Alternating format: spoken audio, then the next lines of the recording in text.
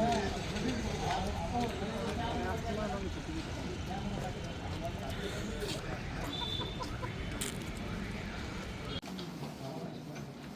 आई वडिलांचं तुम्ही दिलं एका मुलीचं दाखल.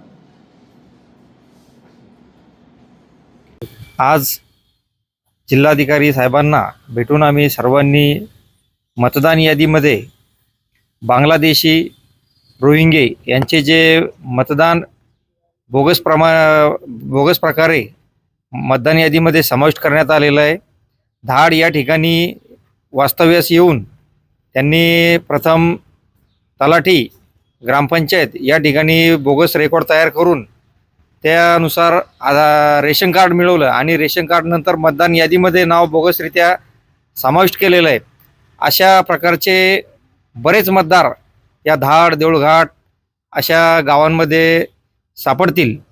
आम्ही त्याबाबत पुरावा देण्यासाठी एक मनुजा खातून नावाच्या महिलेचं की जिचं नाव सुरुवातीला आसामच्या मतदान यादीमध्ये होतं, त्यानंतर तिचं नाव उत्तर प्रदेशच्या मतदान यादीमध्ये सुद्धा आहे आणि आता तिचं नाव धाडच्या मतदान यादीमध्ये सुद्धा समाविष्ट करण्यात आलेलं आहे.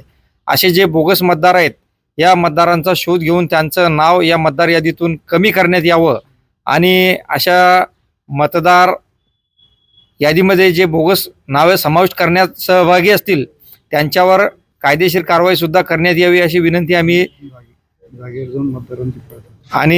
जागेवर जाऊन मतदारांची पडताळणी सुद्धा करण्यात यावी अशी विनंती आम्ही आज कलेक्टर महोदयांना केलेली आहे आणि कलेक्टर साहेबांनी आम्हाला त्याबाबत शाश्वत असं आश्वासन दिलेलं आहे आणि एक योग्य टीम त्या ठिकाणी पाठवून आम्ही त्या गोष्टीचा शहानिशा करून असे बोगस मतदार यादीतून काढून टाकू असं त्यांनी आम्हाला आश्वासन दिलेलं आहे.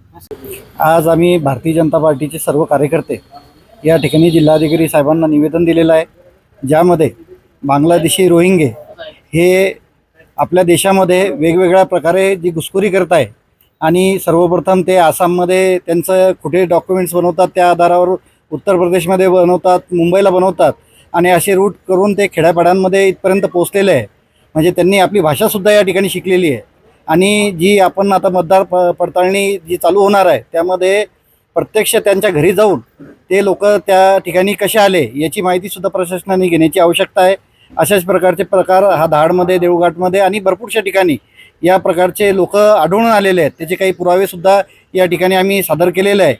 या ठिकाणी प्रशासनाला आम्ही विनंती केली की या जे बोगस मतदार आहेत त्यांची शहानिशा करून त्यांना त्यांच्या देशामध्ये परत पाठवण्यात यावे आणि त्यांचे मतदार यादीतून नावसुद्धा वगळण्यात यावे आणि ज्या लोकांनी यांचे बोगस जे डॉक्युमेंट्स तयार केलेले आहे अशांवरती सुद्धा गुन्हे दाखल करून योग्य ती कारवाई करण्यात यावी.